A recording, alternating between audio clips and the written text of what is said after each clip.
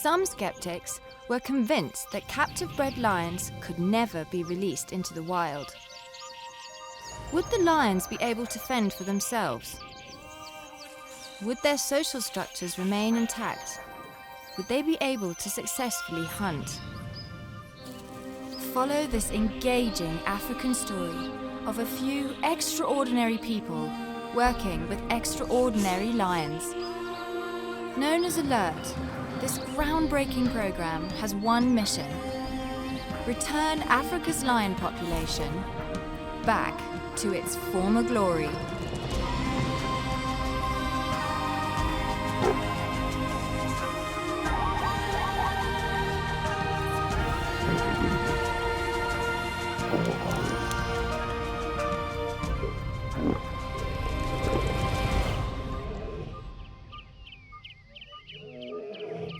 Coming up in this exciting episode, two confident zebra stallions take on the ever-fervent Laili and Lewa. We catch up with the Ngamo pride cubs as they perfect their tree climbing skills. The L lions attempt to dig a stubborn warthog out of his hole. Will they succeed? A new influx of volunteers have arrived, and Nathan instructs them with an induction talk on how to treat, walk and cope with lions. We introduce the formidable Cs. This foursome adds a new dynamic to the park as they demonstrate their hunting prowess. And Laili notches up another triumph as she catches an African hare.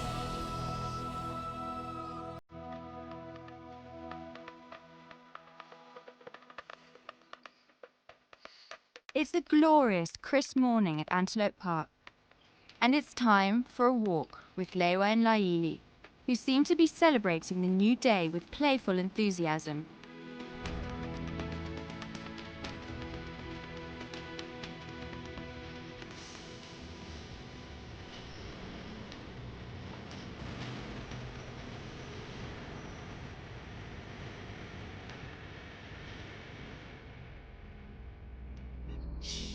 The atmosphere is already thick with anticipation, as the zebra herd with the renowned commando stallion has been spotted. The tall grass offers the perfect opportunity for the cats. Laili and this big boy have had a go at each other several times before, and there's no telling who will be victorious today. A few months ago, Laili was run over by this stallion. However, she has now packed on more pounds and muscle. Maybe the power scale will shift toward the ever-persistent cat. Whilst the zebra keeps his beady eye on Laili, Lewa has gained confidence in her partner's intent and stalks through the undergrowth on the other side. The handlers are delighted to see these two cats working together as a team and trying to create distractions from all angles. If they could just circumnavigate past the commando stallion, the weaker zebra would be reachable. Unlikely. The big boy has brought his A-game and always a step ahead.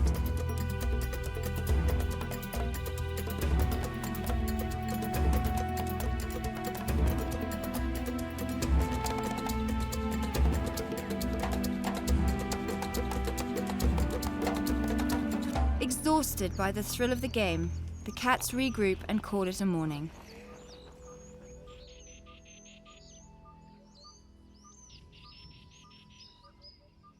Nothing more to see here, so let's move over to the release site and catch up with the Ngamo lions, where the cubs are on great form and the focus of attention.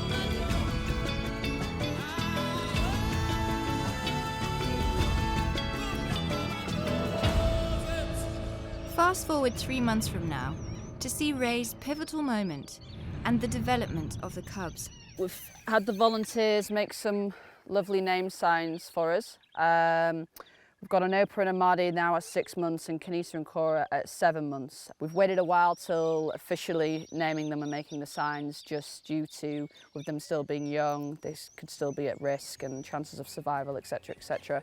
But they're doing very well, very strong, so a bit of a pivotal moment of hanging the signs up with the rest of the pride here. It's a wonderful milestone and testament to a great achievement in the Alert programme. A recap of the cubs. Anopa, loving daughter to Ashanti and Milo, and Amadi, her champion brother.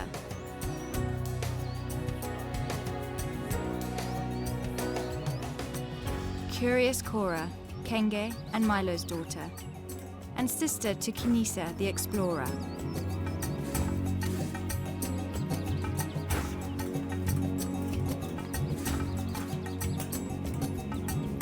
Perfect. That's a lot of lines. Here's to putting the signs up on a stage 3 and a stage 4 eventually. Hopefully these signs will be around for a long time.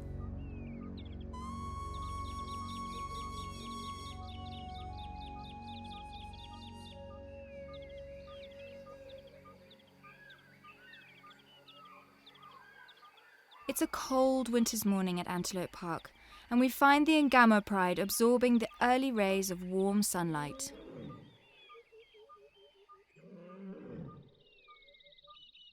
A distant lion call, perhaps from the breeding enclosures, draws Milo's attention. Wakanaka takes no interest and repositions herself on her termite mound throne.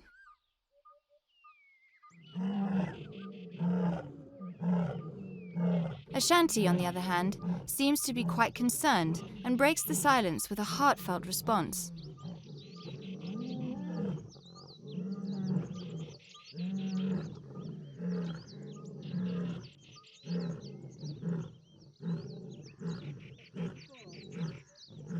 Wakanaka, disturbed from her rest, is now up and about and makes futile tree climbing attempts. Little Kanisa seems to be making more progress than her older sister in the tree climbing department. Anopa watches with keen interest and learns, her breath condensing in the cool air. On the other side of the park, something else's steamy breath has caught the owl's attention. A warthog has taken refuge in the hole, and Laili approaches with avid interest. Perhaps she could dig it out. The older MK lions have actually successfully killed warthog in this fashion before. It's not an easy undertaking, and armed with sharp, scything tusks, warthog can be a formidable animal.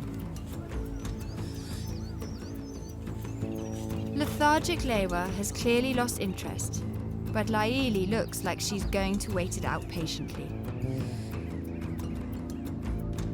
The warthog wins this game of patience and settles in for the whole day.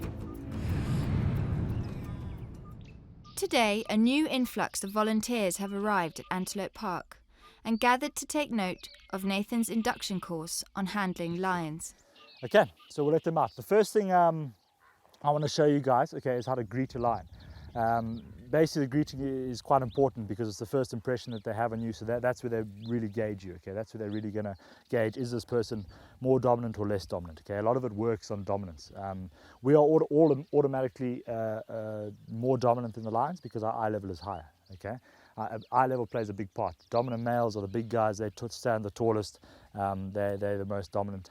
Equally, you need to remember whenever your eye level is moved to the same level as theirs, either you crouch down or you're very low to the ground, or they're up on an anthill or a rock or something, same thing, okay? It can change, slightly change that dominance, and you become more or less an equal. Never greet a lion crouching down, okay? Keep your eye level up, and you keep your palm out, okay? Palm facing out. So these lions are going to come out of this enclosure. You keep your palm out like this, okay? Number one is it gives them something to aim for, okay? So they can aim for your palm. If you've just got legs standing there, I mean, all of these legs here, is really just what they can see. So they're just going to end up moving like this, end up going through people's legs, and it just becomes very, very awkward, okay? So if you give them a palm and you just guide their head around, either guide it behind you or guide it to the side of you, just follow them. Don't try and force them in a way that you want them to go. Just guide their head around, okay? At least you're pushing their head now. That's where the dangerous parts are. That's where the teeth are. That's where they're going to bite from, okay? So that's the area you would really want to guide around. And you just sort of get them just under the cheekbone. You'll feel the side of their cheekbone on their head. And you just sort of guide their head around, and it'll go to the next person. Eventually, you'll be passing it down the line, and then she'll go off into the bush. Okay. The handlers in this activity, okay, the handlers in these walks are the guys really that are in charge. They will say things like stand up, watch your back, get out the way. You just need to be listening all the time. Okay, listening all the time to what the handlers say. Okay, safety is always the best policy when it comes to lions. So just always be safe. Always remember that safety is number one. So the handlers open the gates. We've just got to go a good 5-10 meters away or so. Just give them something to follow, something to come to. Good girl. Good girl. Good girl.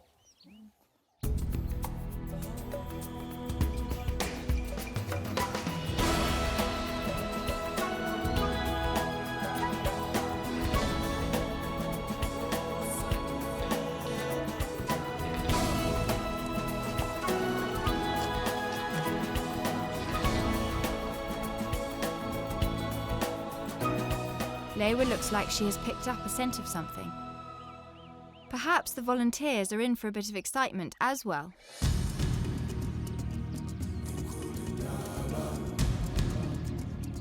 Hartebeest have got the lion visual, and it's unlikely the elves will get very far in this case. With speed on their side, these hartebeests would have to be caught napping.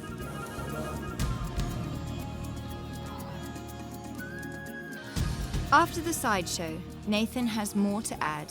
Okay, you'll find that the lion handlers often very little have anything to do with the lions in terms of an affection phase, okay, or in terms of affection, okay. They don't really show them, oh, my babies, how's it going?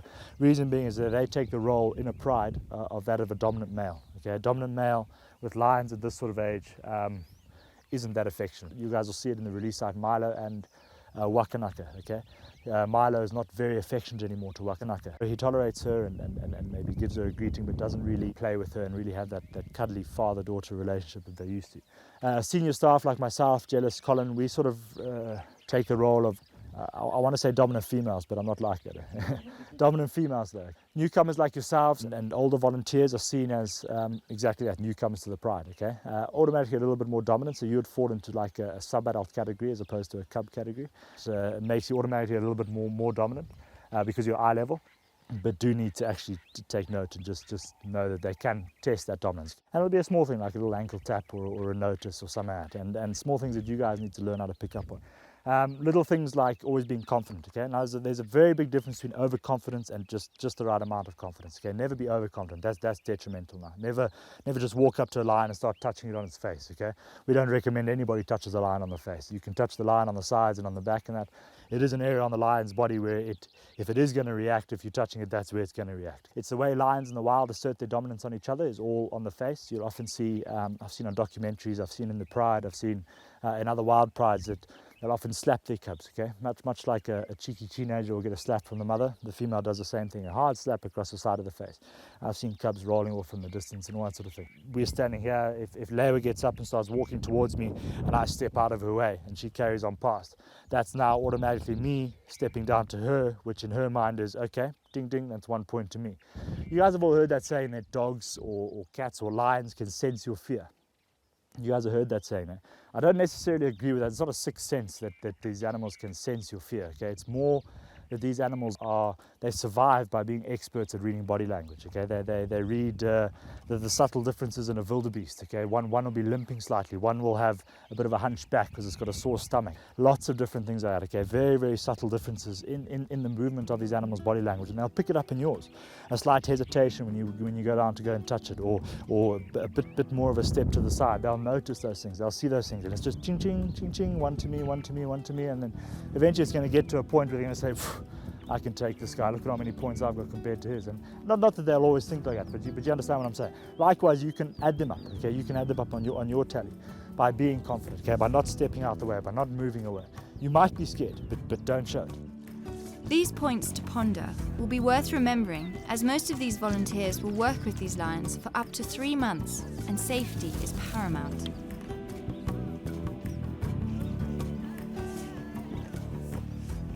put it. I'm sure many of you guys would love to be able to rough and tumble and get in there and play with a lion, but the reality is we can't. Okay, lion's skin is 8 times thicker than ours. Okay, so when they're clawing each other and biting each other, they can handle it. Okay, our little few millimeter thick skin is not going to cut their claws and their teeth. So don't initiate things. Okay, don't make them jump. Don't do it. So play with them at sort of ground level. Okay, let them do the jumping and that with each other. We want to have as little impact on these guys as possible, okay, but still be able to have fun with them, still be able to be part of the pride, and still be able to get them to do what lions are supposed to be doing, okay, out in the bush. They're very inquisitive, eh? You know the saying, curiosity killed the cat. It still applies to lions, eh? They still get very curious.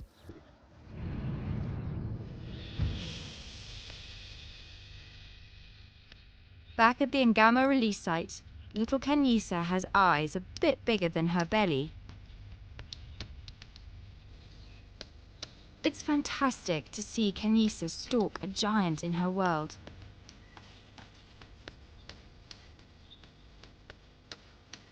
Perhaps she's hoping the sleeping pride would wake up and see her target.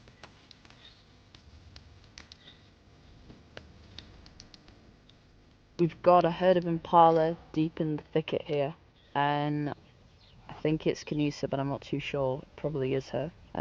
She's taking quite a strong interest in the herd. They're about 40 meters away, but she's stalking. She's starting to get into the motions of what it is to be a hunter. She's picking up from her mother and the other pride members, mimicking their movements very well, and from that the other cubs are doing exactly the same. So maybe even for a kill earlier than we think.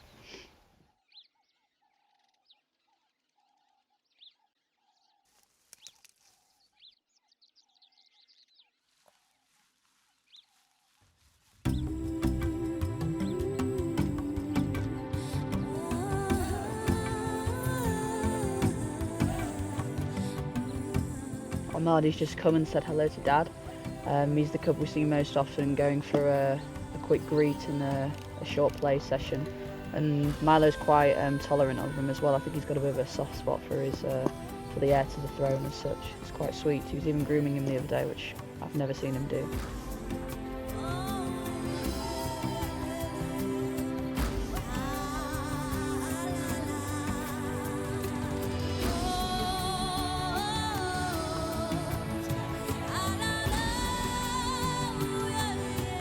When it comes to waking up the rest of the pride, there's nothing subtle at all about these enthusiastic cubs.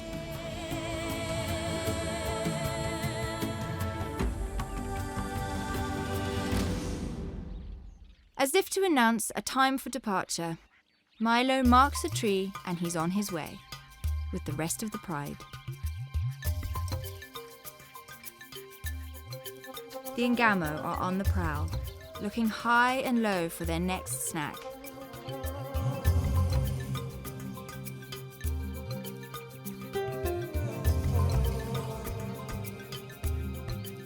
Surprisingly, Kenge has beaten them to it and has taken down a small duiker. As a hungry mother of 2 suckling cubs, she needs to eat whatever she can. The question is, will she be able to keep her prize from all the other hungry mouths? Kenge is fiercely possessive and, as quick as a flash, drags her meal away and tries to hide in the concealment of tall grass.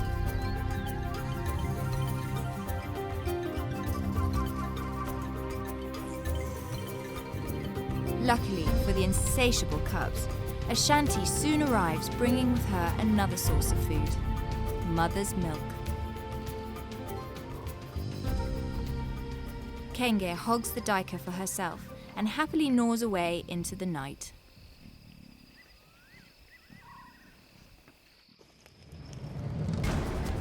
In the distance, the neighbouring land has an out-of-control bushfire and has been detected early enough to backburn on the Antelope Park land to avoid serious damage.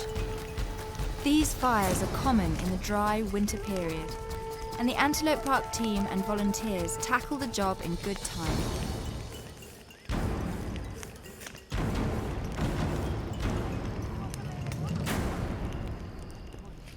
The flames of night fade, and the African sun brings its golden warmth.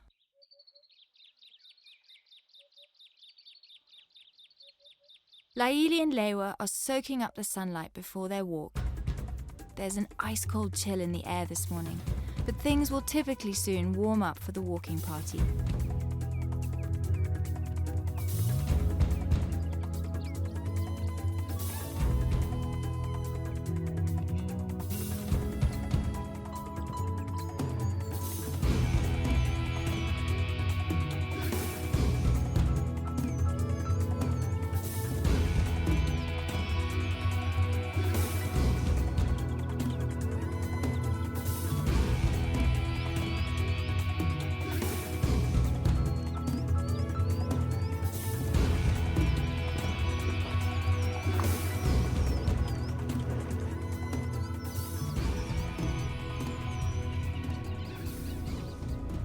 Laili melts into the bush as she spots an impala herd.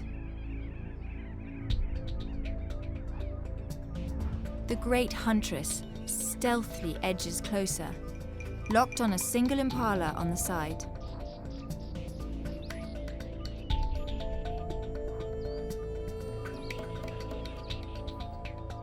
Unfortunately, Lewa blows Laili's plan as she rushes clumsily towards the impala herd. Laili's target takes flight, and the herd bombshell toward the denser vegetation. Laili doesn't skip a beat and heads directly toward the panicking impala.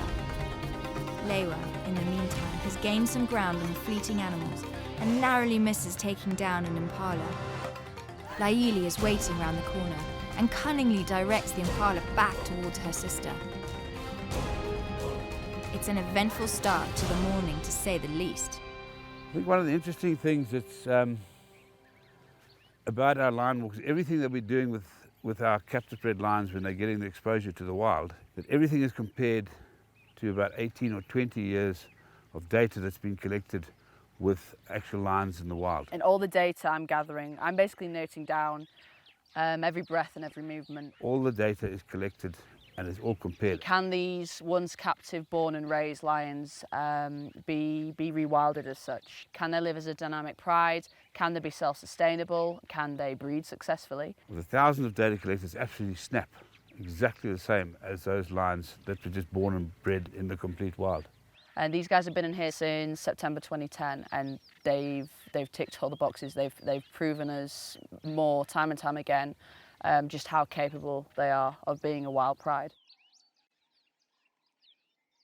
We're in the grasps of a very cold winter at the moment. It's now getting to the mid-June. We've had a very dry year, so it's extremely cold at the moment, and the lions are starting to feel that as well. We're seeing them, like here, snuggled up for body warmth. Early morning, we're going to start seeing this more and more often.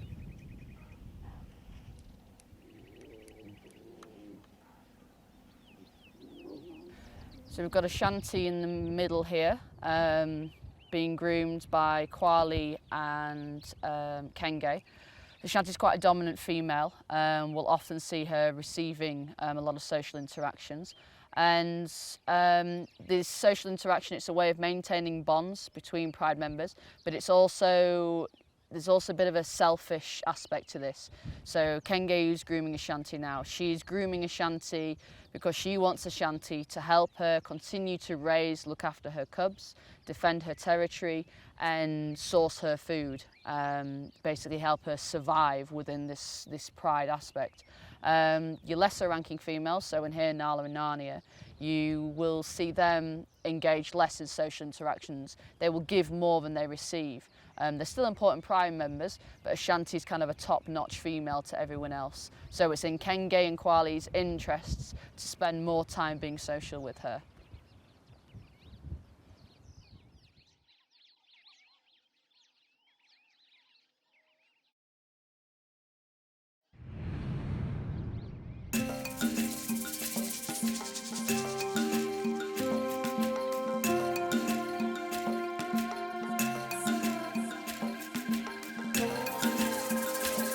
When Ray returns in the evening, she finds the Ngamo pride grooming again.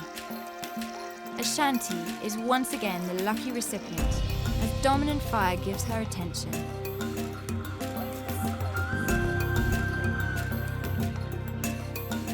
Meanwhile, Nopa has found a zebra hoof, and the possessive game begins.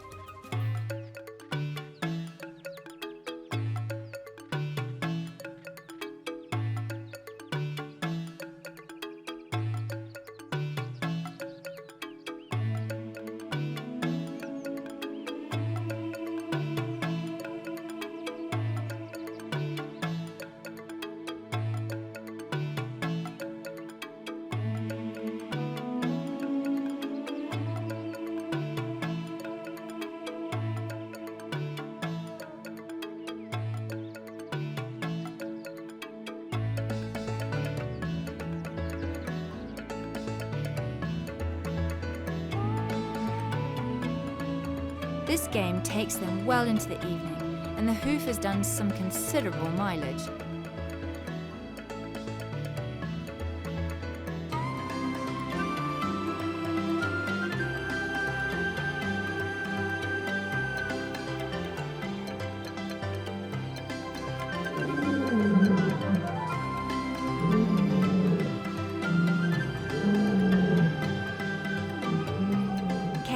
Now has full control of the hoof and announces the triumph with a roar.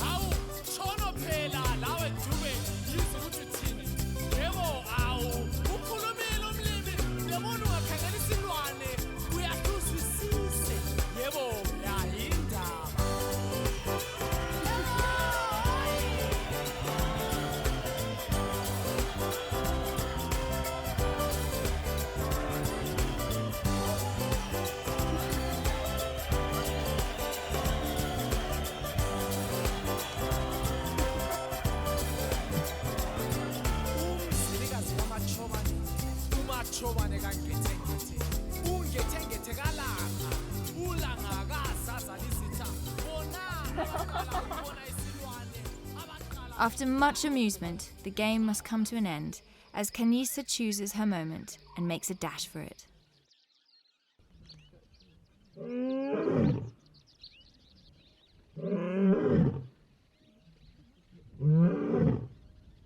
What better way than to wake up to the roars of the magnificent Milo? He's got everyone's attention, and the cubs are especially curious.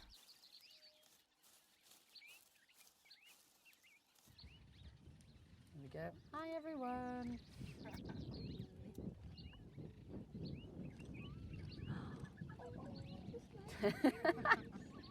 They've obviously been on an extended walkabout, judging by the affectionate reunion. It's this tactile social bond that makes lions so interesting to observe and very rewarding for the researchers.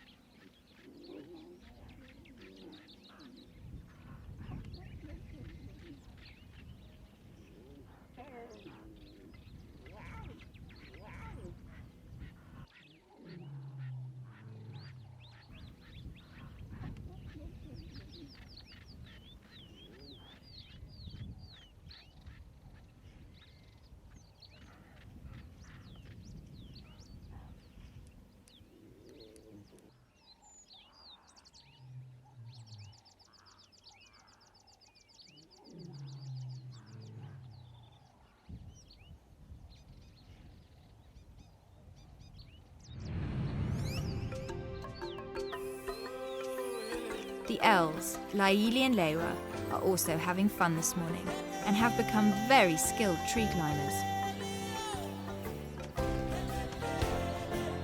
It really is a fallacy to think you would be safe from lions if you scurried up a tree.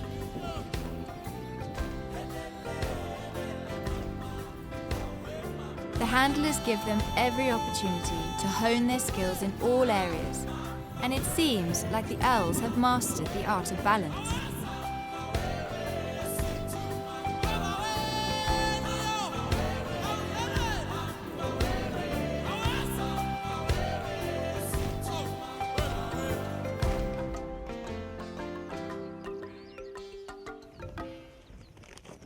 We leave the elves to continue exploring and catch up with Dan to introduce a very special foursome. Okay, so we're here at the night encounter enclosures at Antelope Park, and we've just received the 4 Cs back from Victoria Falls. That's Chundu, Chobi, Chete and Chisa.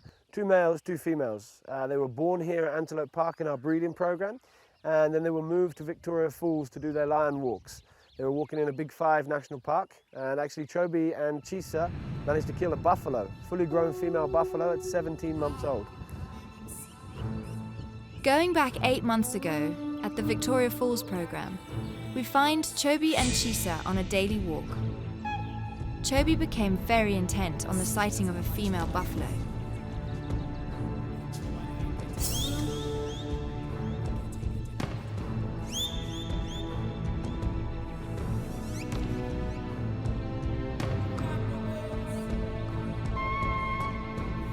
Chisa looked on with interest as Chobi made her first move.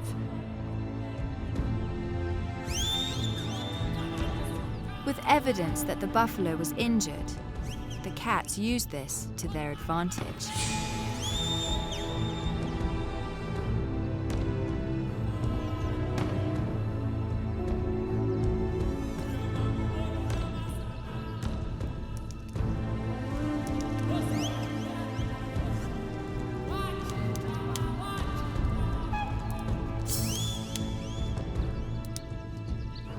Avoiding a frontal attack at all costs, cats surrounded and disorientated the buffalo.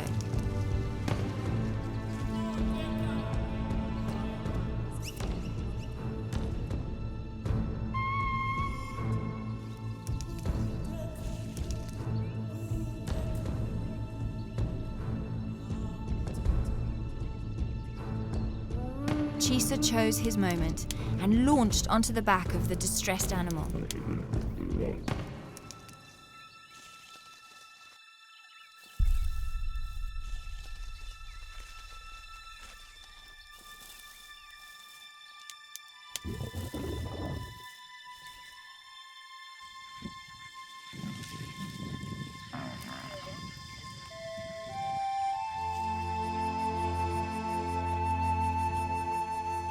It didn't take long for Chisa to suffocate the buffalo and begin their well-deserved feast.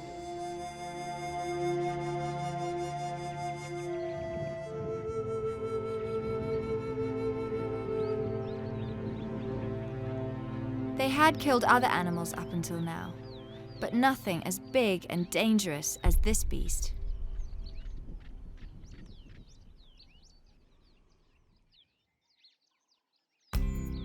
Over to Dan again. So what we're going to do is we're going to walk these lions today. We're getting them ready for their night encounters, which is a later part of stage 1. Today we're going to introduce them to a vehicle and hopefully go stalking some impala.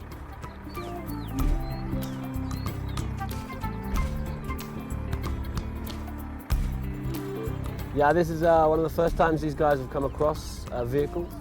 These lions, they love anything that moves and make noise, so a vehicle is perfect to grab their attention.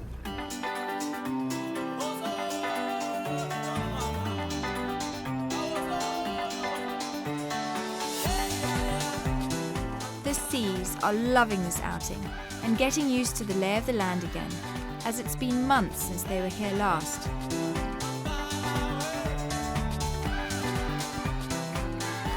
Plenty of impala are clearly visible, but it seems the lions are only in the mood for play right now.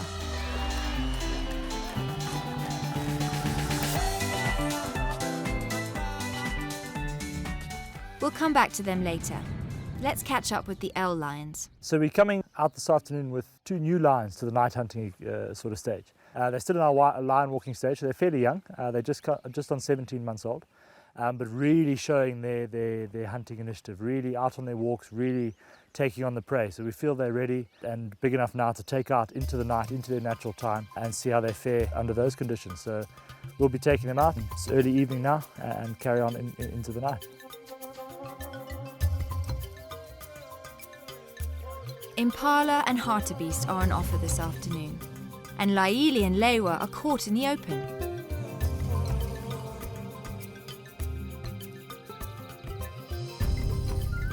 The Hartebeest only have eyes for the lions and won't make it easy for them at all. So Laili's just encountered some of the Hartebeest that we have here, and clearly shows that these guys are still very much learning. Full view, went out, very visible to the Hartebeest. The Hartebeest seemed to tease her a bit and come running up and keep following up behind her. The saying goes, it's the predator that you don't see that's the one you worry about. So they just keep an eye on the danger, making sure that it's not a threat before they carry on doing what they do.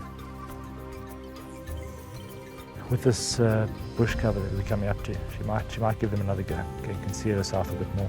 Lions need that element of surprise to be able to bring down and catch stuff. And by that they use any sort of cover they have, trees, grass, bushes.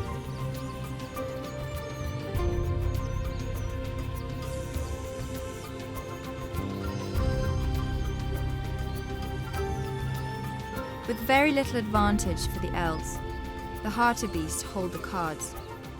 However, nightfall is coming soon, and something to look forward to as Laili and Lewa have racked up quite an appetite.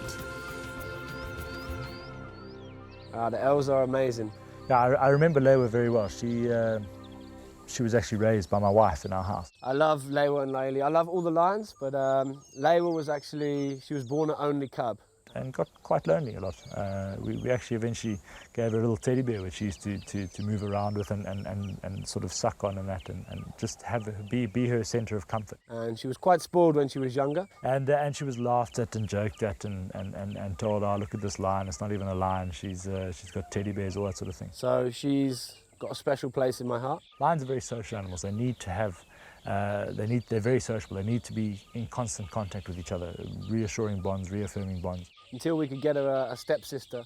A lion that we imported from South Africa. To grow up with. And she changed. The teddy bear was not necessary anymore. She had a companion that can play back with her now. She's got Laili, who's actually made them a formidable force. And then you started to see the lion come out of it. Then you started to see the ankle tapping, the jumping, the practicing. So those two are a great nucleus for a pride. It was great watching them grow. Lewa will make a great mother because she's so friendly.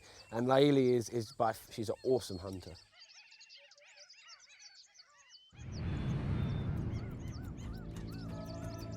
Going over to the other great hunters, the Seas are still on the prowl with Dan, Ray and the handlers.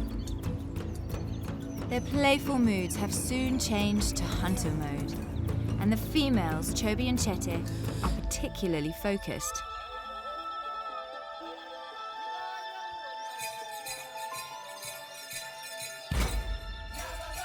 Guinea fowl momentarily draw Chete's attention, but the lions are clearly after bigger options.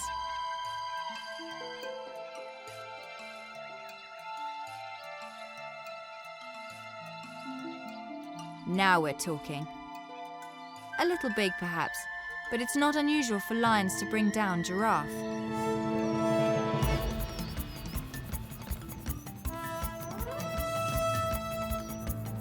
With a number of giraffe for the taking, it's the big male Chundu that cannot resist, and he initiates the chase.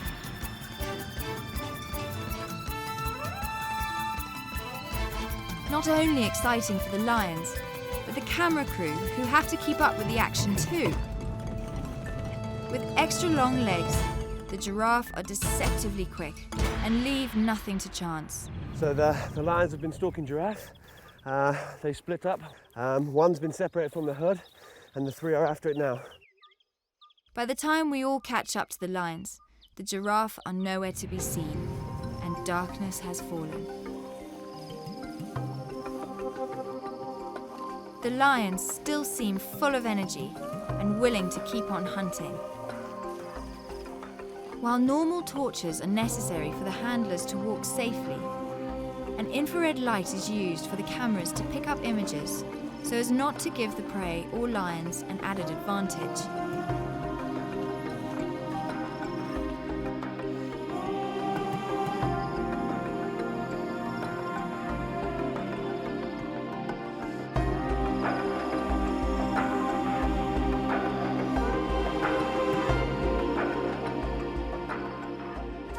So we're heading back to the enclosures now.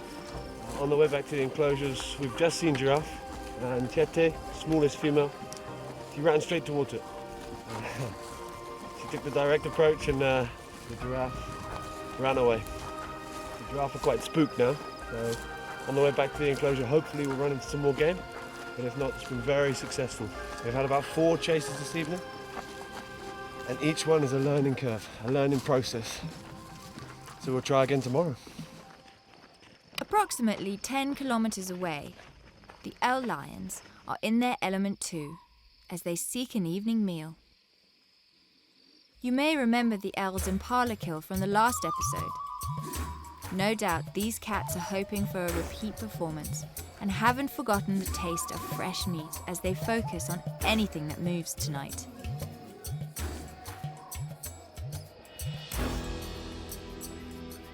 As the night wears on, a rustle in the grass draws Laili's attention, but it's difficult to see what's hiding. She launches her attack, and as we catch up, we find it's a mere African hare.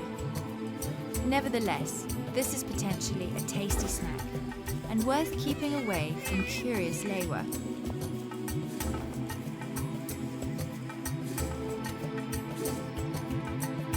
Laili finds a suitable spot to tuck into her prize. All in all, a good night for Laili. Lewa will have to go hungry tonight. We leave the lions at this point, but you simply cannot miss the next episode when we get a first-time peek at the adorable additions in the denning enclosure. Lewa and Laili take their hunting skills to a new level and tackle a kudu. Find out what Ray's doing with hyena poo. A historical kill is notched up by the pea lions. The bloodthirsty Ngamo pride strike again. Meet the tiny cub's new dad. And Kwali takes a nasty bite to the cheek. Can she hang on to her prize?